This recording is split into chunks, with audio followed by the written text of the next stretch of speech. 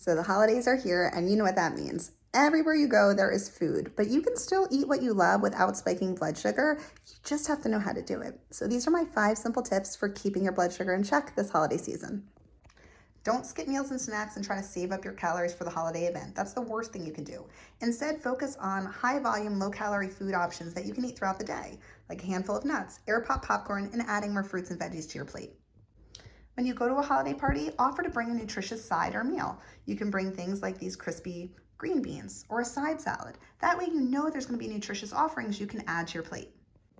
When you're filling your plate at a holiday event, think about balance. Visualize your plate being divided into thirds.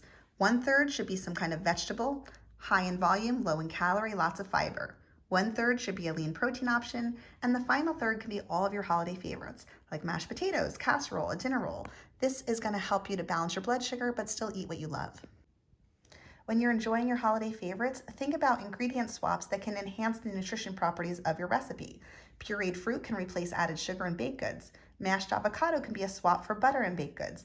And you can use plain Greek yogurt to swap out creams and mayonnaise. And don't forget, you can never have too many non-starchy vegetables. So the more veggies you can add to your plate, the better. When it comes to alcohol, don't forget that alcohol stimulates appetite. So make sure to have alcohol with the meal or towards the end and not before, or you'll find yourself eating too much and too fast. So that's it. Those are my 5 simple holiday tips to keep your blood sugar in check. So let me know in the comments which ones you're going to implement today.